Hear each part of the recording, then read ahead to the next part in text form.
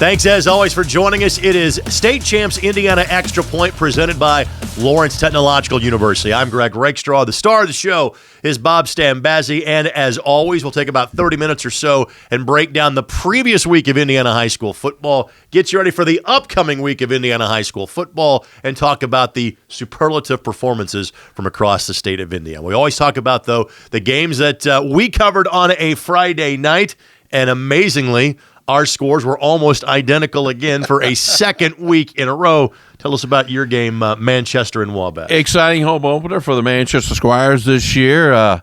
Back and forth they went. Manchester comes out on top 21-14. Exciting ball game. Wasn't decided until the fourth quarter. That's what TRC football is all about. 20-14 was my game, and it was a game that is known as the Copper Kettle rivalry, but simply across the state you can say Carmel and Center Grove because it is one of the key matchups every year in week number 3. Had that game on the ISC Sports Network, and Center Grove, again, playing a rugged schedule to start the year.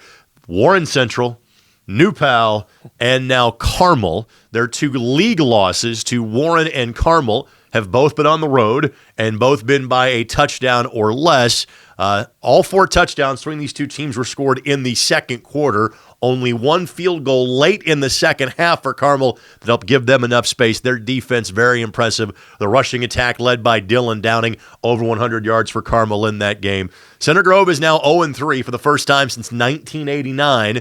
But this is the part where we tell you and remind you, your regular season record is important. You want to win if you play the game, but everybody gets in. This is not modern day in the old days of 0-8 and going to state. They're going to find some wins coming up at some point in time during the regular season. But Eric Moore's Center Grove team, Bob, they're going to be a threat in the postseason despite their struggle to start the year. How many times have we seen that through the history here in Indiana high school football? A team will start out 3-5 or 3-6, and all of a sudden they're playing for the state finals. Hello, Bishop Lures. Right. I mean, it can happen. In my memory, I know Roncalli began 0-4 and then had a weather cancellation in week 5. Literally did not win their first game until week 6. And won the 4A state championship in 2002. And I think back to Northwood. Of course, we kind of went down memory lane with them a week or so ago because of hosting Chittard. Well, they won a state championship in 3A over Chittard in a year where they went 3-6 in the regular season. So that stuff does tend to happen. It's a Center Grove team that is playing still without their leading offensive star in Carson Steele. He's missed the first weeks due to a hamstring injury. It's a team that's using sophomores and juniors at virtually all their skill position players. That is the ultimate definition of a team that, hey, they're going to figure it out as the season goes along. And defensively, they're really solid. When you hold all of Warren, Carmel, and New Pal to no more than 28 points, Trojans are going to be all right. There's no doubt about it. And every coach will tell you, if I have to play some young kids early because of injuries, it makes me stronger as the season progresses because they're getting valuable game time experience. A couple of other results in 6A I want to get to before we get to kind of the other classifications around the state. Avon will remain likely the number 1 team in the state after beating HSE 35-27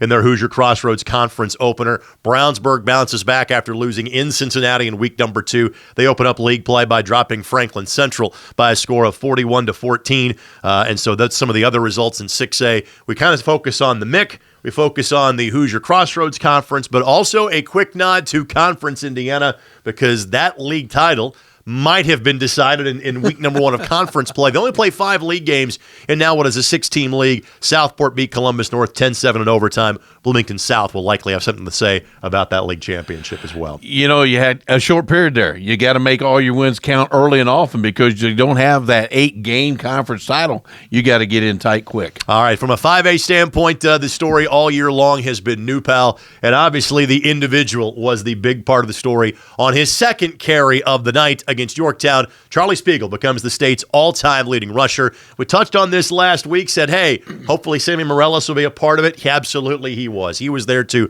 present the game ball to Charlie Spiegel.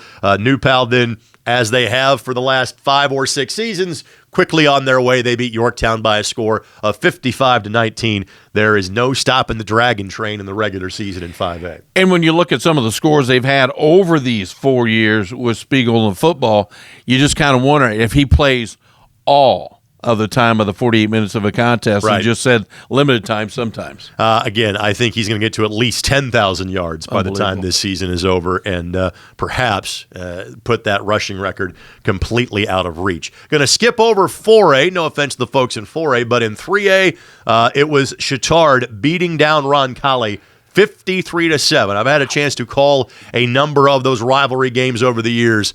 It is rarely that one-sided. This is a Chittard team now that has strung together 3 tremendous wins over 3 great programs. Brebeuf, who was in the state finals 2 years ago, Northwood and Roncalli, who played each other in the state finals 3 years ago, and Chittard has wins over all of them. Cathedral's coming up next. And you look at the schedule. I mean, they don't have a weak sister in there. They have to attack each and every week, and then you look at Roncalli turn around.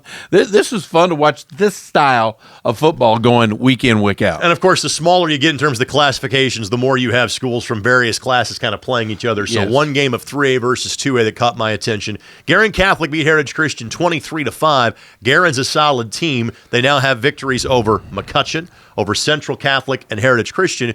But the fact that Heritage Christian kind of kept Guerin Catholic in check from an offensive standpoint kind of tells me the Eagles might be a team we should be talking about in Class 2A. That's a great point right there. And you kind of looked at Guerin Catholic going into this bad boy, been playing some pretty good football, and be in that situation. It's going to be fun watching them the rest of the way. One game from 2A that caught my attention, and this is a 2A team beating a 4A team. Rensselaer Central beat Western 28-14. Remember, Western beat Webo, the defending 2A champs, the week before, 42-41. The Bombers trying to make it back to Lucas Oil after they were 2A state champions earlier in the decade. Well, we touched on this last week, Bob. There were a lot of really great games in Class 1A, and let's start with number 1, who beats for a 3rd consecutive week a team that is ranked, or at least is in a larger classification, 2A number 4 Triton Central. The Saints end up knocking them off last week, 28-14. They've now beaten 4A Beech Grove, 3A Ritter, and 2A Triton Central, and those are all conference wins for Dave Pasch's team. Just a huge juggernaut right now. They're playing exceptionally well on both sides of the football. Sometimes you get that offense going, and you got to rest some kids. Well, they don't have to do all that there at Lutheran. They're just playing unbelievable football right now. All right, 2 other games as far as 1A schools are concerned. 1A matchup of ranked teams. Number 4 Adams Central beats number 5 Monroe Central 21-13. Well, my understanding is that game might have got down to turnovers, and Adams Central capitalized on that bad boy. And Coach Hofstadler, he'll go back there, he'll look at that game film and get them ready for tournament time, which we talked about, because this will be a rematch. The other team that's certainly worth a mention, and also from Adams County, would be South Adams. And I know that Adams Central has had the better of that rivalry as of late. A lot of folks think this could be South Adams' year. They beat a Bluffton team that had been impressive the first couple of weeks and beat them handily, 41-0. Yeah, they handled the Tigers out of Bluffton very easily this Friday night. And September 27th, that's the date everybody has in Adams County circled on their calendar, because that's when those 2 juggernauts are going to hit it off. And so that's going to be a lot of fun waiting and then watching that game. Amazingly, we are now at 1/3 of the way through the regular season. Week 4 is a massive rivalry week across the state. So with that, we'll take this quick time out. When we come back, a look forward towards the biggest games coming up this Friday night, as you are watching State Champs Indiana Extra Point, presented by Lawrence Technological University. I chose Lawrence Tech for the architecture program and volleyball team. Architecture is a great fit for me because I love math and design. Now I combine them with technology to create beautiful structures. At Lawrence Tech, I didn't have to wait until my 3rd year to start designing. Our hands-on education begins right from day 1. And I'm really excited about LTU's Design Center in Detroit. Lawrence Tech, where Blue Devils dare. Welcome back into State Champs Indiana Extra Point, presented by Lawrence Technological University, alongside the Baz, Bob Stambazzi, Greg Rakestraw. Thanks to Mitch Early and Chris Landis behind the scenes. More importantly, thanks to you for joining us each and every week. Bob and I, you were talking about this during the course of the break. For whatever reason, it seems like week 4 might be the best week of the regular season. It is ridiculous the amount of 3-0 versus 3-0, or simply put, rivalry games that take place this coming Friday night. You're 100% correct. And when you sit there and look, you're early in the season, you got high hopes, everybody's taking championship here, and all of a sudden you get out to a great start, Now it's time to face up because you're going up against somebody else that's 3-0. Probably conference game more says than anything else, but it's that rivalry game that you're hooking up with. We referenced in the last segment, Avon will likely be number one again after beating HSE. Now the question is, will they be number one in Hendricks County? The annual game against Brownsburg. Brownsburg has had some success in the regular season. Postseason, it's generally gone Avon's way. Frankly, these two expect to see each other a second time come October or November, but these are two really good football teams, and maybe, just maybe, if there's a year in 6A where it's going to be somebody from outside of the MIC, it might be this year. And if that's the case, it might be one of these two teams. You know, I was looking on some stats for those two, and Avon looks like they're very, very spread out. They just don't throw the ball. They can run the ball. They do great things on defense. And Brownsburg, they've had a pretty good year to start out with, too. Yeah, Brownsburg was a team that I think there's a little more noise about them going into the year than, say, Avon was. But obviously, Avon, the way in which they beat Ben Davis in week number 2. Brownsburg beat them in a competitive game in week number 1. Avon's victory over BD was not competitive. The Orioles answered the bell by beating HSE. Now what can they do against Brownsburg? Again, that's a huge game coming up on Friday night. Other games in 6A, we referenced Ben Davis. I reference this game because it's stunning to see these two teams combined 1-5. Center Grove at home against Ben Davis, looking for their first win of the year. And does Center Grove come in full strength? That's, I think, the real key to this ball game. If they can come into this full strength, they could get their first win. And again, we get not all matchups are 6A versus 6A or 2A versus 2A. So how about this one? Homestead, one of the few Fort Wayne teams in 6A, 3-0. They take on a team that is thought to have a good chance of going deep into the 5A playoffs, that being the defending 4A champs in Fort Wayne Bishop Dwenger. Both schools 3-0 to start the year. Homestead, once again, well diversified. They throw the football exceptionally well. They run the ball hard. Then you have the overall team speed that Snyder has year in, year out, and they're really got some big kids up front. This is going to be a slobber knocker up in the sack. Finally, 3-0, Mount Vernon and New Pal, but sometimes 3-0s can be different. And Mike Kirshner is a tremendous coach and will continue to do a great job at Mount Vernon. But again, New Pal is just on a different level than everyone they play in their league at this point. And, you know, everybody goes in gearing on one person, and they can't do it. Right. And so this week is going to be no different. By the way, that one person is one of 3 Division I recruits on that team, just to kind of make your point. We referenced this one earlier.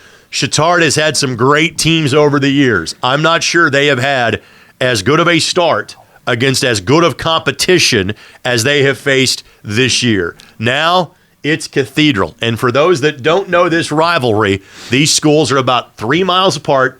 And literally in that section of Broad Ripple, ish, and the north side of Indianapolis, there's a Cathedral home next to a Chittard home. These kids oftentimes went to the same kind of parish school growing up and then elected to go to different high schools. This is big, and I think Cathedral is better than we had anticipated they would be. They just got beat at Elder in Cincinnati in overtime on Friday night, but Chittard gets Cathedral occasionally. I think they have a chance coming up on Friday. Oh, Battle of the Bishops in Indianapolis. I mean, these two are going to go after it.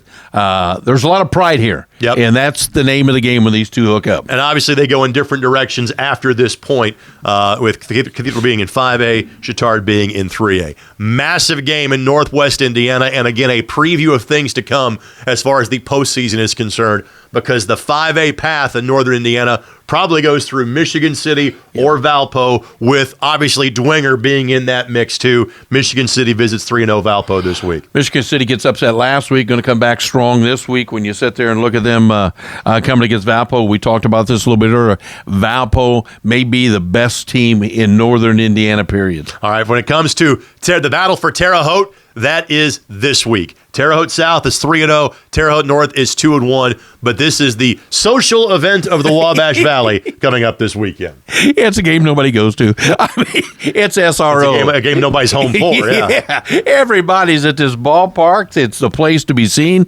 But it will be loud and proud in that crowd. It's a lot of fun. You can say a similar thing as far as Evansville in terms of, and much like Fort Wayne, you get teams from the various classifications that play each other. So Memorial up in 4A as the defending 3A champs, and with Michael Lindauer now at Cincinnati, Bronson Combs now at Southern Illinois, The Tigers have still figured something out. They're 3-0 to start the year. They take on a modern-day team that comes in as number 2 in the state in Class 2A.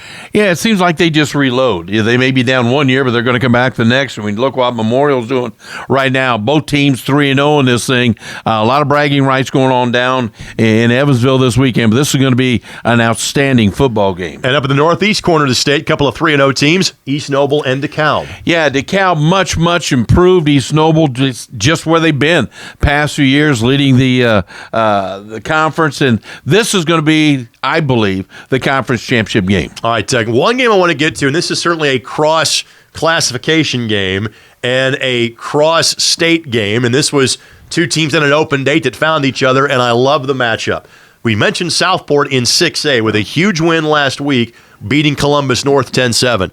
They're going to play host to Gibson Southern. Now, this game, because of the traveling distance, is going to be a Saturday afternoon game. But if you're looking for something to do on Saturday afternoon on the south side of Indianapolis, go down to Perry Stadium and go watch that, because Gibson Southern is a team that they realize, all right, we feel if we can get past Heritage Hills, now that Memorial is out of their path, we've got to find a way to be better than Chittard, all right, in the southern half of the 3A bracket. How do you go about doing that?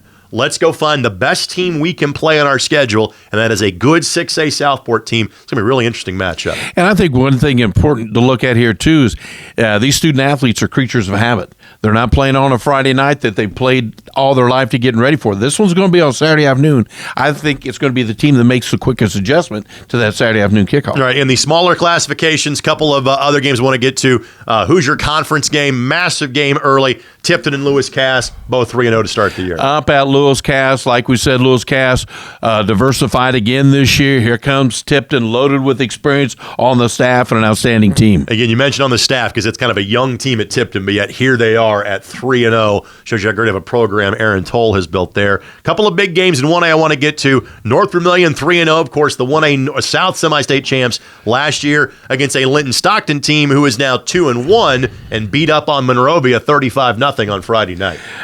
Interesting matchup. Yep. I just think you look at Linton Stockton, this is going to be an interesting game for them right off the go. And then Park Heritage and Attica in a conference game. Both are 3-0. Those two teams share a league with North Vermilion. So 3 teams in that league out of the gate, off to a fantastic start. Like we said, that was a lot of games for us trying to track down and preview for you, and there are some that we left on the table. So week 4, a crazy good week of Indiana high school football. Before we go any further, time for our recruiting report, and with that from 24/7 Sports, here's Alan True.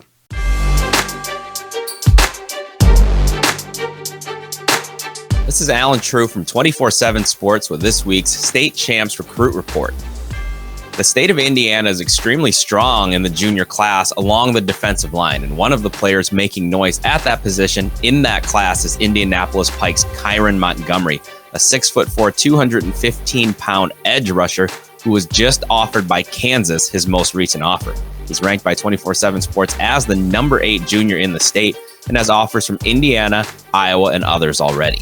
The Jayhawks under Les Miles have been extremely active in the state of Indiana. They already hold a commitment from Brownsburg quarterback Ben Easters, and in addition to offering Montgomery last week, they also offered Elkhart Central Rodney McGraw.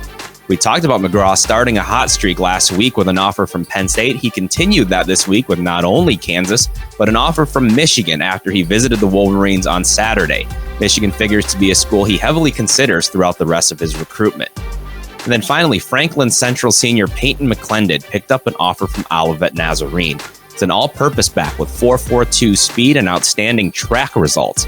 5'9", 175 pounds, McClendon can play in the slot or as an all-purpose back in the backfield.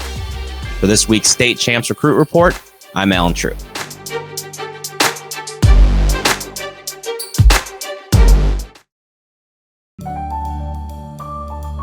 I admit it.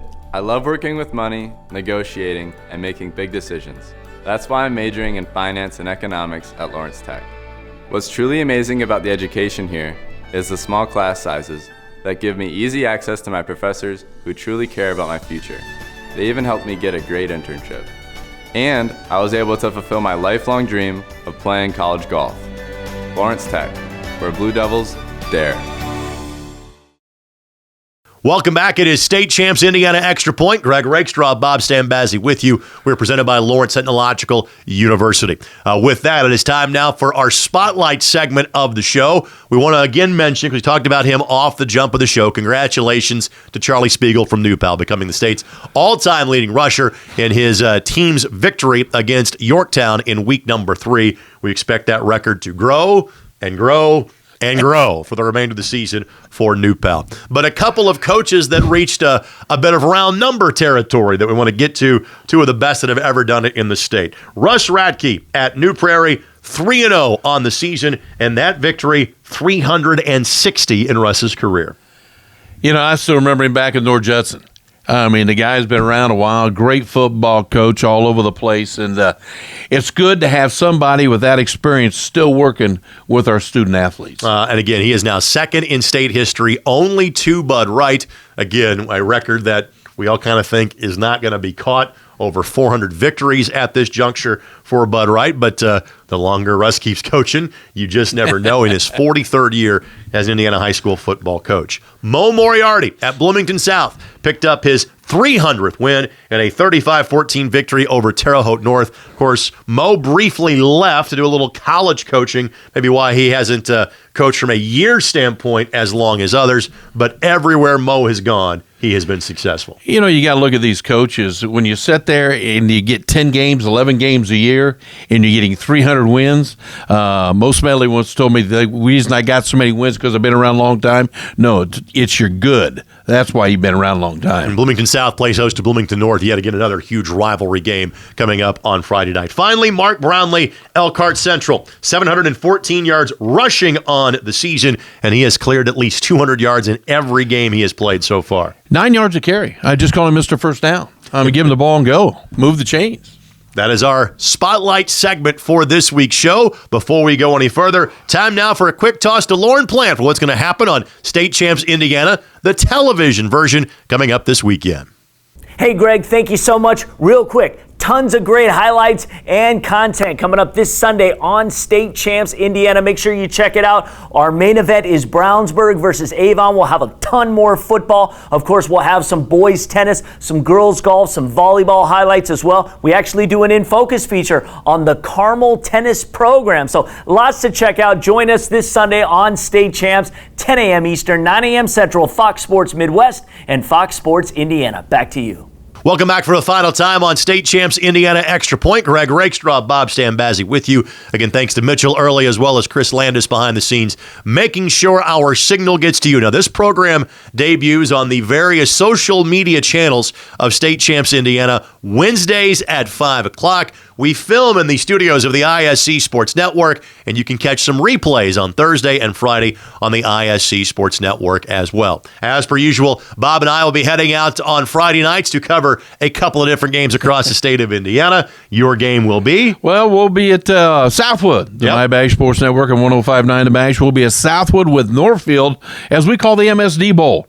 Southwood comes in 3-0, ranked 7th in the state. Northfield comes in 0-3. The battle's blue and gray. It'll be a slobber knocker for sure. The MSD Bowl, explain. Metropolitan School Districts of Wabash County. There you go, because they're all under one school corporation. Right. So Northfield and Southwood, of course, as well as Wabash, as a part of that as well. So that will be your game. My game this week takes me to North Central, where head coach Kevin O'Shea got his North Central Panthers into the regional round for the first time in 25 years last season, where they would give the eventual state champs in Warren Central all they could handle. It was a great game of the fourth quarter before the Warriors pulled away for the victory. It is a team in North Central that lost a lot of key pieces offensively, returned a bit more defensively, beaten by Warren Central 28-7 in week number 3. So the Panthers come in at 1-2 and 0-1 in MIC play. The team they take on is Lawrence North, a Lawrence North team that had impressive victories over both Prairie Meridian and Marion